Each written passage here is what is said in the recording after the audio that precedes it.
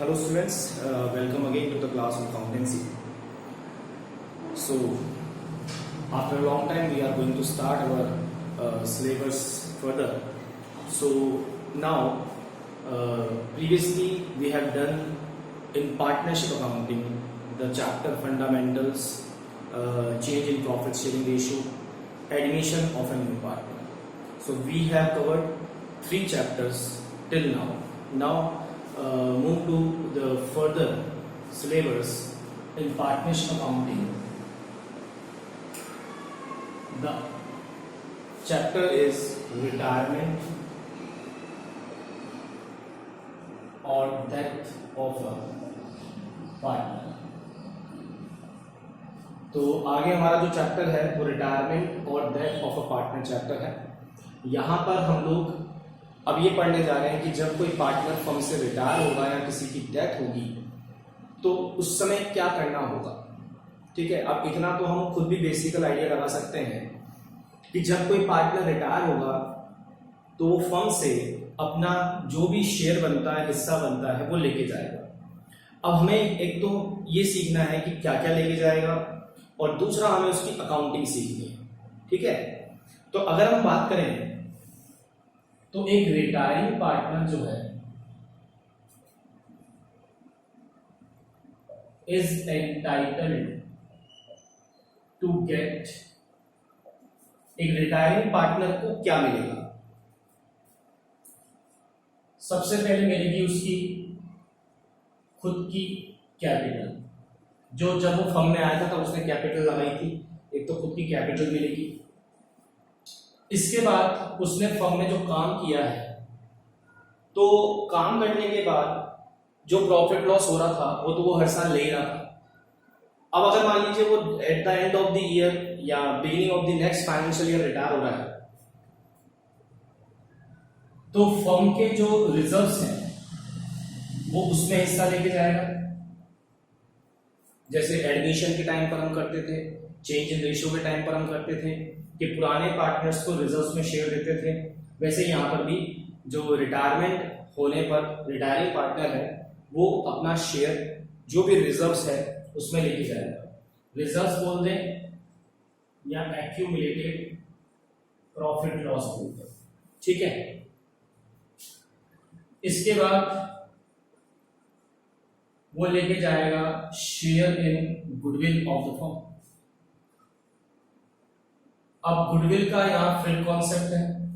अब गुडविल क्यों लेके जाएगा पार्टनर कि जब वो पार्टनर आया था तो उसे एक्स्ट्रा पैसा देना पड़ा था, उसे हम बोल रहे थे गुडविल, क्योंकि वो प्रॉफिट में हिस्सा पा रहा था।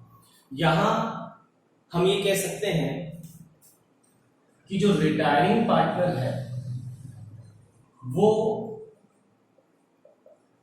अपना हिस्सा छोड़ के जा रहा है, his share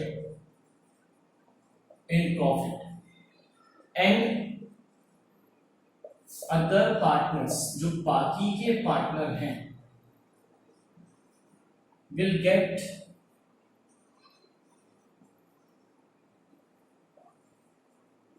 his share, यहां हम कह सकते हैं gain his share, उनको फायदा होगा कि जब एक पार्टनर जाएगा तो सपोज करिए 3 पार्टनर हैं और फर्म का प्रॉफिट 30,000 है, 3 पार्टनर हैं तो हर पार्टनर के हाथ में 10,000 आएंगे। अगर वही एक पार्टनर रिटायर हो गया तो इसी प्रॉफिट को बांटने के लिए अब 2 पार्टनर रह जाएंगे और हर एक के हिस्से में 20,000 आएंगे। तो सीधी सी बात है कि जब कोई पार्टनर आता था तो बाकी पार्टनर्स को सैक्रिफाइस करना पड़ता था और उस सैक्रिफाइस के बदले नए पार्टनर से पुराने पार्टनर गुडविल लेते थे। ठीक है, इसी तरह जब पार्टनर जा रहा है, रिटायर हो रहा है, वो बोल रहा है कि मैं अपना हिस्सा छोड़ के जा रहा हूं, अब मेरा जो भी हिस्सा है वो आपका हो जाएगा, अब आप लोग ही प्रॉफिट बांटोगे, मुझे तो प्रॉफिट दोगे नहीं क्योंकि मैं तो फर्म से रिटायर हो रहा हूं। तो इस वजह से रिटायरिंग पार्टनर जब अपना हिस्सा छोड़ के जा रहा है प्रॉफिट में तो वो उस कंपनसेशन में कुछ फर्म से या बाकी के पार्टनर से मांग रहा है कि भाई मेरा हिस्सा आपको मिल जाएगा तो बदले में मुझे भी तो कुछ मिलना चाहिए। तो बदले में वो क्या मांग रहा है, वो गुडविल में हिस्सा मांग रहा है। कारण प्रॉफिट का सीधा सीधा रिलेशन किससे है? गुडविल से। तो हम ये कह सकते हैं कि फ्यूचर में जो फर्म प्रॉफिट कमाएगी वो कह रहा है कि उसका जो मुझे नुकसान होगा उसके कंपनसेशन में मुझे आप गुडविल में हिस्सा दे दो, क्योंकि गुडविल मैंने भी फर्म की बनाई है, मैंने भी कमाई है। तो अब मैं तो जा रहा हूं, लेकिन मेरे बनाई हुई गुडविल की वजह से आपको भी प्रॉफिट होगा, आपको फायदा होगा, आपकी फर्म को आगे फायदा होगा और आपको प्रॉफिट में हिस्सा मिलेगा और ज्यादा मिलेगा, क्योंकि मेरा हिस्सा भी आप लोगों को मिलेगा। तो बदले में मुझे वो कंपनसेशन दे दो, वो भरपाई मेरी कर दो, इसके बदले में पार्टनर गुडविल में हिस्सा लेके जाता है। तो कॉन्सेप्ट गुडविल का वही है कि आते समय उसे हिस्सा मिलता था प्रॉफिट में, हिस्सा पाने के लिए वो गुडविल देता था। अब वो जा रहा है तो गुडविल अपना प्रॉफिट का हिस्सा छोड़ के जा रहा है, उसके कंपनसेशन में वो आपसे वापस गुडविल में हिस्सा मांग रहा है। अब वापस गुडविल फर्म की वैल्यू की जाएगी। वैल्यूएशन कैसे होता है? वही एवरेज प्रॉफिट सुपर प्रॉफिट के बेस पर, और फिर जो है उसमें उस रिटायरिंग पार्टनर को हम उसका जो भी हिस्सा है वो दे देंगे। अच्छा, देगा भी कौन? वही पार्टनर देंगे जो उसका हिस्सा क्या कर रहे हैं? गेन कर रहे हैं। जैसे मान लीजिए ए बी सी पार्टनर है, अगर सी का हिस्सा ए और बी गेन कर रहे हैं, उनको मिल रहा है, तो ए और बी देंगे। अगर मान लीजिए केवल ए को मिल रहा है तो केवल ए देगा, अगर बी को मिल रहा है तो केवल बी देगा। इट मींस जो पार्टनर गेन करेगा, the gaining partner will give the share to the retiring partner or his retirement in goodwill। ठीक है, तो गुडविल का ये कॉन्सेप्ट है इस चैप्टर में। अकाउंटिंग बिल्कुल सिंपल और सरल है। अकाउंटिंग का क्या लॉजिक है? यहाँ पर गुडविल के अकाउंटिंग का सीधी सी एंट्री है कि जो गेनिंग पार्टनर है, यहाँ पर गेनिंग पार्टनर जो है वो देंगे, तो गेनिंग पार्टनर्स की कैपिटल डेबिट होगी और जो रिटायरिंग पार्टनर है उसे हिस्सा मिल जाएगा, तो रिटायरिंग पार्टनर्स कैपिटल अकाउंट हो जाएगा क्रेडिट। ओके, अभी हम लोग सिर्फ रिटायरमेंट की बात कर रहे हैं, डेथ की बात नहीं कर रहे। अभी रिटायरमेंट की बात कर रहे हैं, डेथ की बात बाद में करेंगे। ये गुडविल की अकाउंटिंग एंट्री होगी। गेन करने वाले पार्टनर देंगे तो उनकी कैपिटल कम होगी तो डेबिट कर देंगे, और रिटायर होने वाले को मिलेगा, उसकी कैपिटल बढ़ेगी, उसे क्रेडिट कर देंगे। ठीक है, तो तीसरी चीज वो अपना गुडविल में हिस्सा लेके जा रहा है। इसके बाद जिस तरह एडमिशन और चेंज इन रेशो में रिवैल्यूएशन किया गया था असेट लायबिलिटी का, रिटायरमेंट के समय भी रिवैल्यूएशन किया जाता है असेट और लायबिलिटी का। तो रिवैल्यूएशन पर जो भी प्रॉफिट या लॉस होगा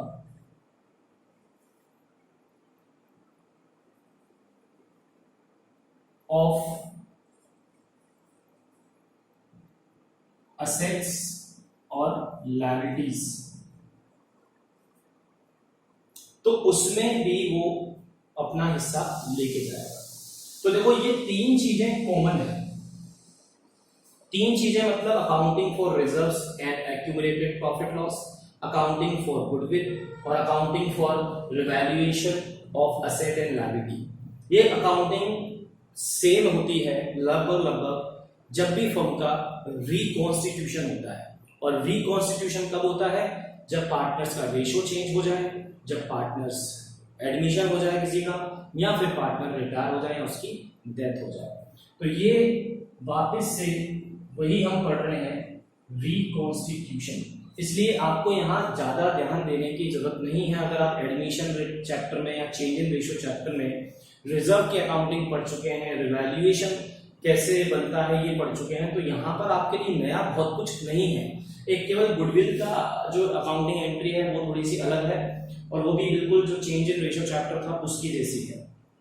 बाकी यहाँ कुछ भी अलग नहीं है, वैसा ही चैप्टर चलने वाला है, वैसे ही क्वेश्चन होने वाले हैं जैसे एडमिशन में या चेंज इन रेशियो के समय हम लोग किया करते थे। तो ये जो तीन चीजें हैं इसमें पार्टनर अपना हिस्सा लेके जाएगा, क्योंकि असेट लायबिलिटी का भी रिवैल्यूएशन होगा। रिवैल्यूएशन इसलिए होगा क्योंकि जो पार्टनर में जा रहा है वो ये कहेगा कि आज के डेट में जो भी असेट लायबिलिटी की वैल्यू है, अगर मार्केट में उसकी वैल्यू कुछ ज्यादा या कम है तो उसका रिवैल्यूएशन किया जाए, और फ्यूचर में जो भी वैल्यू बढ़ने वाली है या घटने वाली है, जो भी व्हाटएवर द केस, मुझे उसमें मेरा हिस्सा दे दो, प्रॉफिट है या लॉस है जो भी है उसमें मेरा हिस्सा मिल जाना चाहिए, क्योंकि एसेट और लायबिलिटी मेरे समय में, मतलब जब पार्टनर था फर्म में रिटायरमेंट से पहले, उस समय कमाई गई या खरीदी गई या बनाई गई है। ठीक है। इसके बाद पांचवा केस, वैसे तो पार्टनर को यही मिलता है, तीन चीजें और अपनी कैपिटल मिलती है। पांचवा केस ये हो सकता है कि अगर एक partner retired during the year का मतलब है साल के बीच में अगर पार्टनर रिटायर होता है, 1 अप्रैल को नहीं, 31 मार्च को नहीं, मई में, जून में, जुलाई में, अक्टूबर में, दिसंबर में, फरवरी में, जनवरी में, कभी भी वो रिटायर होता है, तो सोचो जो ड्यूरिंग द ईयर उसने फर्म में काम किया है वो उसका भी तो हिसाब किताब लेके जाएगा। उस टाइम का जितने भी समय उसने फर्म में ड्यूरिंग द ईयर 6 महीने, 5 महीने, 7 महीने काम किया है, उस पीरियड का, देन उस पीरियड का आईओसी मतलब interest on capital, share in profit, जितना फर्म का प्रॉफिट उस पीरियड में हो सकता था, एस्टिमेट किया जाएगा कि इतना प्रॉफिट फर्म ने कमाया होगा, क्योंकि एक्चुअल प्रॉफिट तो निकाल नहीं सकते क्योंकि बुक्स ऑफ अकाउंट्स बंद नहीं हुई है। तो एस्टिमेशन की बेस पर, अंदाजन बेस पर उसे 6 महीने अगर उसने फर्म में काम किया है तो उस 6 महीने का प्रॉफिट में हिस्सा भी दिया जाएगा। सैलरी अगर उसको देनी थी एज पर पार्टनरशिप डी, तो ये सब कुछ उसको दिया जाएगा for the working period during that year, उस साल में जिसमें वो रिटायर हुआ, जितने समय उसने काम किया है उतने समय का उसे इंटरेस्ट ऑन कैपिटल, प्रॉफिट में हिस्सा, सैलरी, ये सब दे दिया जाएगा। बट ये अप्लाई नहीं होगा अगर पार्टनर 31 मार्च या 1 अप्रैल को ही रिटायर हो रहा है। क्लियर है बात की नहीं?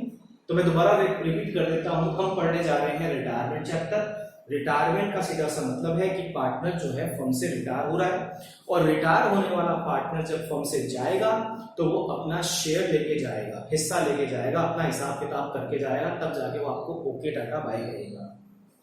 तो क्या लेके जाएगा, हम पहले आज उसकी बात कर रहे हैं। तो retiring partner is entitled to get, क्या पाने का हक है उसको? एक तो खुद की कैपिटल का जो भी बैलेंस है वो लेके जाएगा, जो भी उसकी कैपिटल रिटायरमेंट की डेट पर है उसका बैलेंस कैपिटल लेके जाएगा। इसके बाद वही 3 चीजें, रिजर्व क्या होते हैं हमने पढ़े थे। रिजर्व पुराने प्रॉफिट्स हैं, पुराने प्रॉफिट का वो हिस्सा है जो पार्टनर से डिस्ट्रीब्यूट ना करके अपने लिए आपस में रख लिया, और जब उन्हें जरूरत पड़ेगी फ्यूचर में तो उस रिजर्व को यूज करेंगे। लेकिन अगर पार्टनर रिटायर हो गया और वो रिजर्व काम नहीं आया, आपके पास एज इट इज पड़ा है, तो अब वो कहेगा कि भाई ये प्रॉफिट ही था रिजर्व जो हमने बांटा नहीं था, पहले हमने फ्यूचर की कंटेंजेंसी के लिए रख लिया था, अब क्योंकि मैं जा रहा हूँ मुझे फ्यूचर में हिस्सा मिलने वाला नहीं है, तो इसको आज ही क्या कर लो, बांट लो। कोई पुराना प्रॉफिट भी है, लॉस है, उसको भी बांट लो, पूरा हिसाब किताब कर लो, ताकि मेरे को ये ना हो या आपको ये ना हो कि मुझे इसमें हिस्सा ना मिले।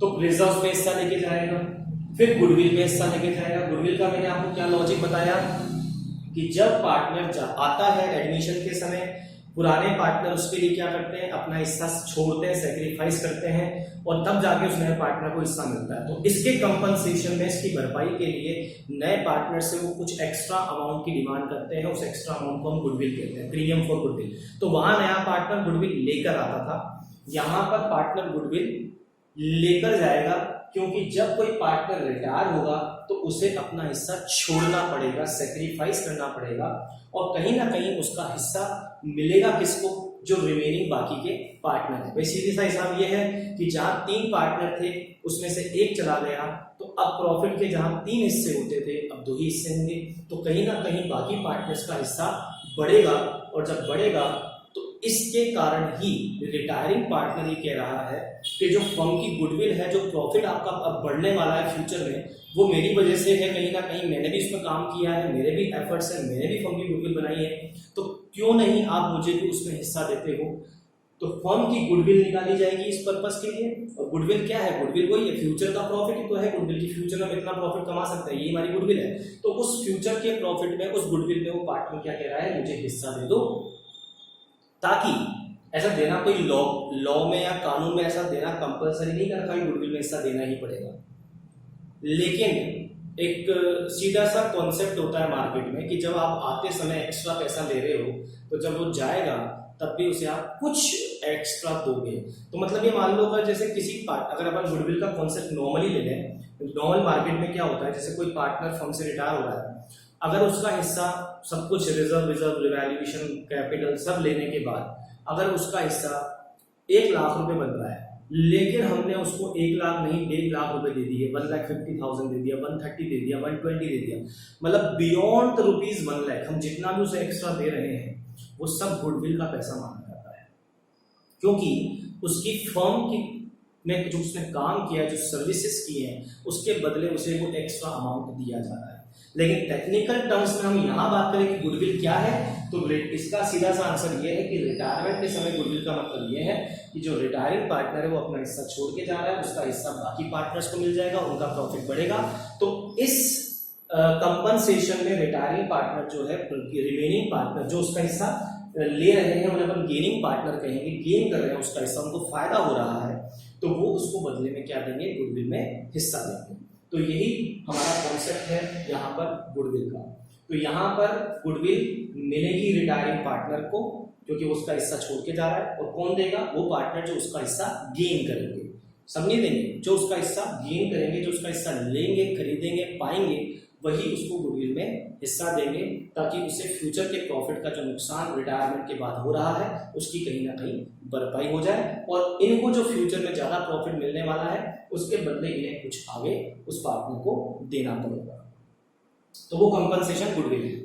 इसके बाद रिवैल्यूएशन, जैसे हम लोग एडमिशन में करते थे, एसेट लायबिलिटी की दोबारा से वैल्यू करेंगे, उस पर जो फर्म को प्रॉफिट लॉस होगा उसमें भी वो अपना हिस्सा लेकर जाएगा, ताकि उसे ये ना लगे कि कोई एसेट लायबिलिटी हमने बुक वैल्यू पर दिखा रखी है लेकिन मार्केट में उसकी कीमत ज़्यादा है और उसमें बेचने पर फर्म को प्रॉफिट होगा, लेकिन क्योंकि मैं तो रिटायर हो रहा हूँ तो मेरे को तो वो प्रॉफिट मिलने वाला नहीं है, इसलिए आप एसेट नहीं बेच रहे, कोई बात नहीं, लेकिन उसका रिवैल्यूएशन करके प्रॉफिट लॉस जो भी है वो निकाल लो और मुझे उसमें हिस्सा दे दो।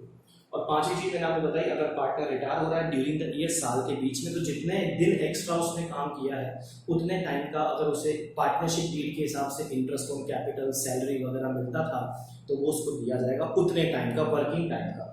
और अगर और कुछ नहीं तो कम से कम कुछ 6-7 महीने जो भी उस पार्टनर ने काम किया है उसे प्रॉफिट में हिस्सा दिया जाएगा। अब बस समस्या ये है कि प्रॉफिट में हिस्सा कैसे निकालेंगे, तो ये भी हमारे पास एक टॉपिक है, हम डेथ वाले टॉपिक में पढ़ेंगे, क्योंकि डेथ की तो डेट कोई फिक्स नहीं होती।